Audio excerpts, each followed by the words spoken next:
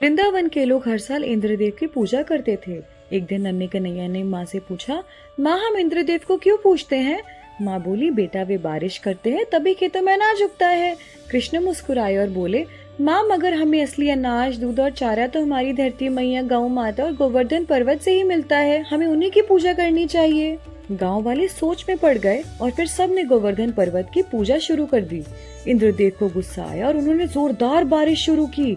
पानी से गांव डूबने लगा, लोग डर गए। तभी नन्हे कृष्ण ने अपनी छोटी उंगली पर पूरा गोवर्धन पर्वत उठाकर छाता बना दिया। सब लोग, गाय और बच्चे उसके नीचे सुरक्षित हो गए।